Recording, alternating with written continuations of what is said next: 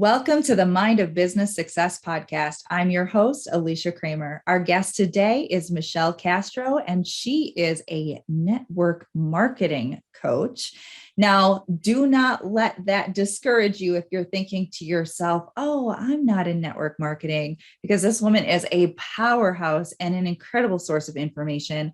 Welcome to the show, Michelle. Oh my goodness, Alicia. Thank you so much. I'm kind of blushing. I don't know if you can see, just those were such kind words. Thank you. I am so thrilled to be here. Okay, so you help women in network marketing businesses to really succeed. And for anyone who has dabbled in network marketing or even been very actively engaged in network marketing, they kind of have a frame of reference, right? It is a little bit of a different ball game. Yeah. But regardless of whether you have been in network marketing or not, I think it's really important for us to laser in on the fact that it's a business. It is a real business. And I think a lot of people come into network marketing without that core mindset. So I'd love to start there. And what are you seeing in network marketing and that sort of disconnect, and how important it is to change that mindset? Oh my goodness. So how long do we have? No. That is such a great question. And we're just going to probably touch the very surface of that. And I really I actually just read a Justin Sua, never know how to pronounce his last name, but I think it's Justin Sua quote. And it said, the great ones don't dabble. They show up every day, pay attention to the details, and are deeply committed to the process, even when it gets really hard.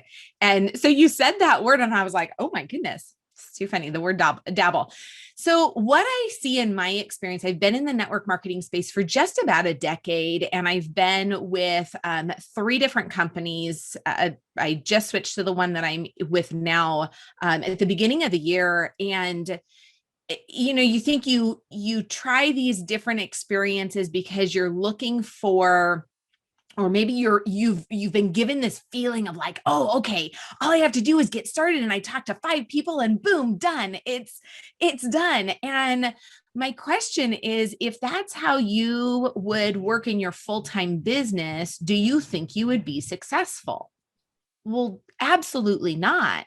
So I don't know why we feel we can come into the virtual world of network marketing, which is really what it's become more so now, and think that we can put in part-time effort and really see a massive 5, 6, 7-figure business explode out of that. It's such a mindset of treating your business like a business, whether it's network marketing or real estate or, coffee sales or whatever it happens to be. You have to treat it like a business. I think that some of that is perpetuated by hope marketing. So I've been in the online space since early 2000, like back when it was like the Wild West days of the internet. And I dabbled in a couple of different, and I say dabbled strategically because that's what it was. I didn't treat it like a real business. I dabbled in different network marketing companies, and I never could really get much traction because I wasn't treating it like a legitimate business. But back in those early days, before there was as much regulation as there is now, a lot of people were promoting it was extreme claims. The laptop lifestyle started a long time ago. This whole dream of, oh, you just be a business owner, you just be an online business owner, and you are going to be wildly successful. And it's so enticing. It sounds so good. And you see people with their pictures of their cars and their cash and the big smiles on their faces. And you think to yourself, I want that. I don't want to work at a job. That sucks. And then you swipe your credit card, and you're thinking to yourself, let's watch the money roll in. Yep. And that's not what happens. No, not at all. It's interesting you say all this because I've just been working on an episode that will air on my podcast in the next week or so, and talking about the different ways in which network marketing itself is hurting network marketing. And it's this idea of, if we're going to treat our business like a business. So I am an elementary school teacher by education. In order for me to maintain in order for me first to get a job as a teacher, I had to have a bachelor's degree. And then for me to maintain my credential, you have continuing education, you have certification.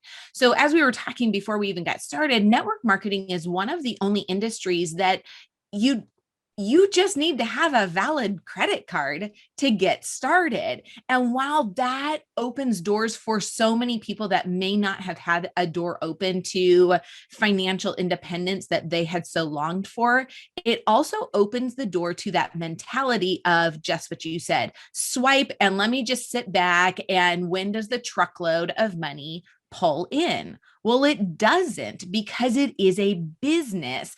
And so there's a few different things that I feel are lacking within this industry. And I want to be so clear to say, I love this industry. I think what this industry has to offer is amazing, just like the real estate industry, just like the teaching industry, like any industry. If you're going to really be successful, it's because you've put the time in. And so I think there's a couple of things that if you want to be successful, you need to be doing. And that is, are you getting professional development outside of your company? Are you seeking a business coach?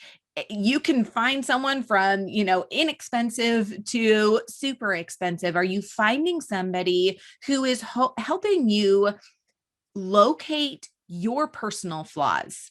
Because you can have the greatest systems within your company, you can have the greatest products, you can have the greatest team, but if you haven't figured out where you're lacking, it's going to catch up with you at some point. And so that's just something from the industry itself that is not typically encouraged. We have these structures that are kind of antiquated. When you were started in the early 2000s, I would venture to say that a lot of those commission structures are the exact same. They have not evolved into the 21st century and seen how, guys, you know what, we've got to now truly compete with the gig economy. We've got to really make this something that is accessible for everybody without dumbing it down, but making it seeing their flaws. Because as you know, truly in a traditional network marketing structure, to be successful, you need to sell products and you need to build a team.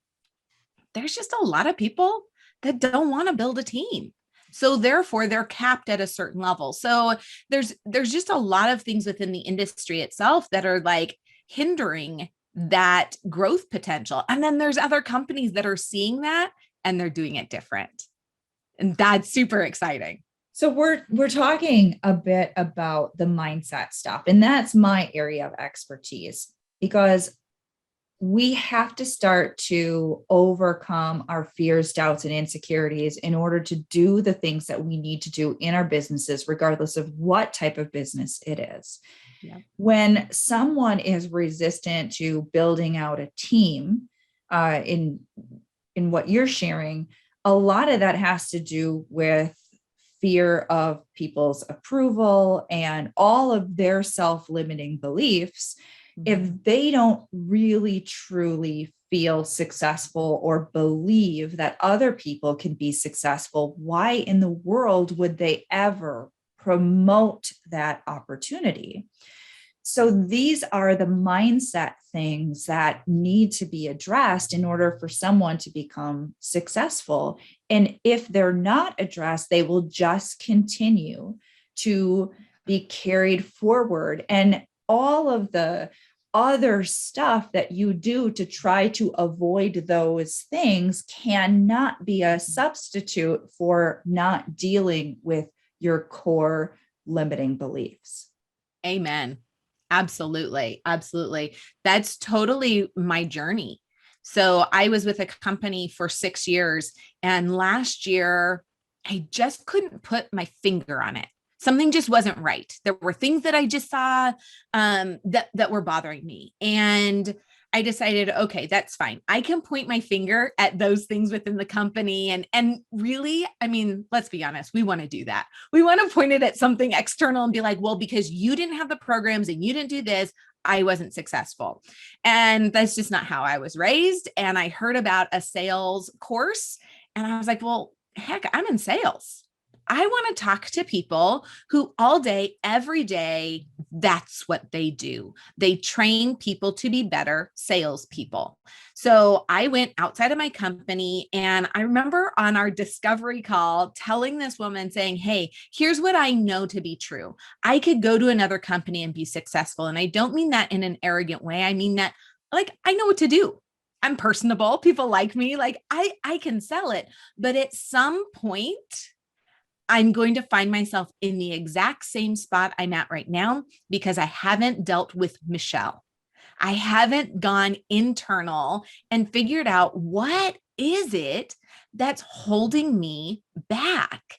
And that's what I did. I started doing a deep dive into what is it. And at the end of it, there was a good portion that was just straight up Michelle holding her back and allowing, that voice in your head. Like, do you ever have that argument with somebody in your head only and they're not in front of you? And you're like, okay, wait a second, this is a problem. They're not here. And who cares if they think that or the other thing? And so I had to go through this process to get me to realize that, oh, okay, there's holes within me, in my mindset, in my belief. And as I came through all of that, I realized that all of those things I had seen within my company were actually true. They were problems, but I needed to start with myself first before I could ever take that knowledge and be successful somewhere else. That's so good. It's a powerful realization when someone can say, I can fix the stuff within me, but nothing is going to change in my circumstances until I do that. Human beings have this tendency to place blame and then retreat from something because they don't want to do their own inner work. They don't want to take personal responsibility. And then they say, oh, well, if I just go do this thing over here, right? If I replace that employee, it's like, let me just remove the thing that's causing me this internal discord, without recognizing that there's something going on within you that is being reflected in what you're creating as this external obstacle. So you replace the employee, or you go to a different vendor, or you do a different business, or whatever it is, and you manifest the same types of patterns over and over and over again. It's funny to me, not funny in a ha-ha way, but funny in a ironic sort of way, that a lot of my clients have been in business for a long time, 10, 20, 30 years, and, maybe fairly successful by other people's standards, but they're not where they want to be. And they've been doing that all these years and getting away with it to a certain extent, not super effectively or super successfully, but, it's now you get to a point where at some level you're not where you want to be by this point in your life. Maybe it's midlife, whatever it is, doesn't matter, but you've been okay with making it tolerable up until you reach this certain point. And then you have to have this real heart to heart with yourself where it's like, okay, I am the common denominator here. I am the reason that I'm not where I want to be. And it takes a lot of inner strength to admit that to yourself without completely losing your shit, in some cases. But that's where now you can finally say with a degree of vulnerability, okay, I need help. Something's got to change. Yeah. Because nothing changes until you get to that point. Yeah, completely. And I think we're really good at putting these massive band-aids over it and figuring out our way around. Like we're like, oh no, I can do it this way. I can do it this way. And then we become really good at diverting. So for a long time, we actually perpetuate the problem longer than it needs to be, because we just keep like, we hit a wall and we're like, okay, well, let me try over here. Oh, let me try over here. Or maybe, a new product comes out. So now it kind of like masks some of the things because, oh, your sales go up, people join, whatever. But at the end of the day, absolutely. If you're not going to go internal first, there is no company, no systems, no programs, no number of team members, no volume, whatever, that's going to outperform your deficiencies. And we all have deficiencies, and that's awesome, especially if we're humble enough to recognize them and say, okay, now this is what I need to do. And there's so many resources out there. It's not like you have to figure it out on your own. Yeah. Pride holds a lot of people back. And that kind of, goes hand in hand with what I was saying with, a lot of these people, they wait so long because they allow their pride to be the reason that they don't acknowledge first to themselves, but then to seek out support. And the reality is what you just said. None of us are perfect. And I say it all the time.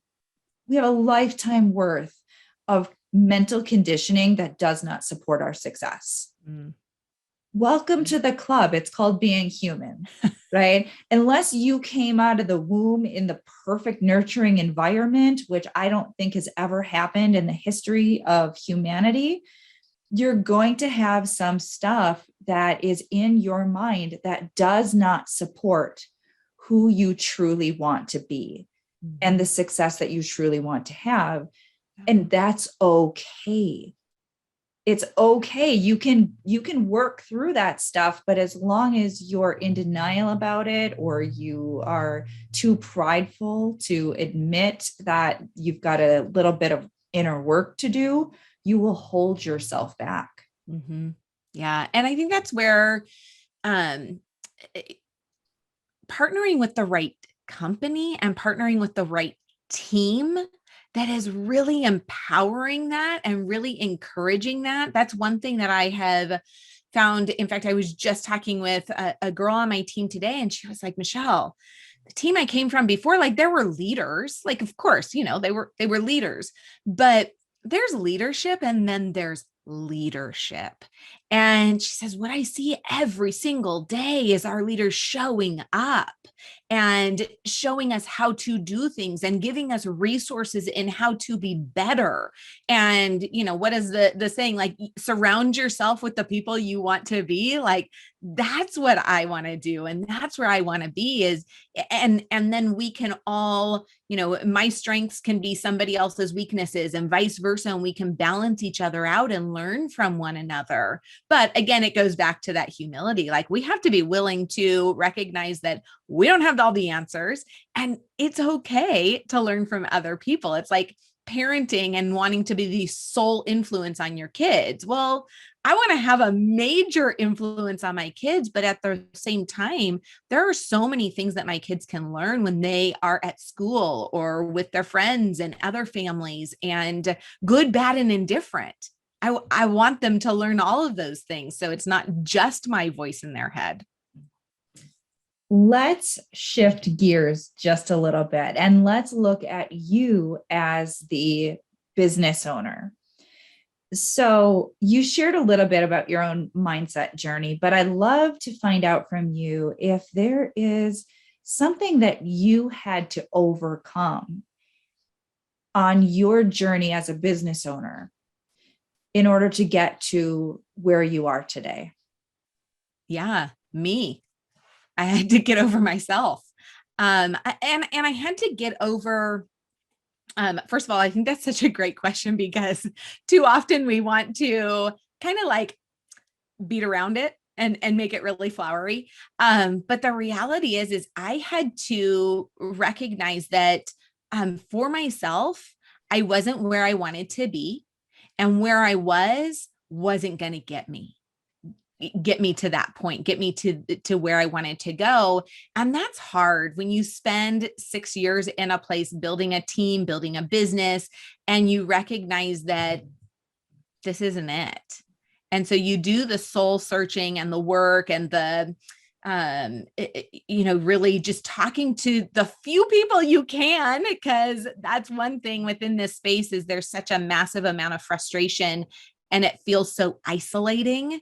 And it's one thing that I try to speak to so much. And I get so many people that are coming back and saying, oh my, thank you for shedding this light on this. And so I just kind of had to get over myself and not worry about other people's opinions. And if I hurt them, that wasn't my intent. But I, at the end of the day, am the one who has to be responsible for my family. And if my husband was on board, then let's go. Such a good conversation. And it really is. I mean, yeah, we're talking about network marketing as a business, but the principles are so relevant for every business owner, because we do need to create the right environment. We do need to create a business that honors us, that feels like it is the right place for us to grow as individuals. All of the inner work, doesn't matter what your business is, doesn't matter if it's a brick and mortar, if it's if you're selling products, if you're selling services, doesn't matter if you have a low price point or a high price point. It always comes down to your inner game and treating your business like a business. Yeah, absolutely. I thoroughly agree. Thank you so much for this opportunity and this platform just to share my heart and my passion for this space. And I really wish people saw this network marketing and social selling the way that you and I do, as it's no different than anything else out there. It offers great opportunities. It's true. It really does. And I think that for a lot of people, it is the right model. It is the right vehicle for them to build their business. Yeah. Certainly, there are some incredible products that are promoted through network marketing companies. Yeah. And I think this has been a great conversation. Michelle, how can our listeners get in contact with you? Yes, thank you. I'm on Instagram at hey.its.Michelle Castro. You can find me over on Facebook, Michelle Castro. I'm the one with the pink hair. Michelle Castro is a popular name. So if you look around, look for the one with the pink hair from Los Angeles, California. And you can go to my website, hear more about my podcast at growthagainstthegrain.com. Learn all about me there. Wonderful. Thank you again, Michelle. Thank you so much. I so appreciate your time, Alicia. And thank you to all of our listeners. If you haven't already subscribed, please make sure you do so. And until next time, we will see you in the next episode.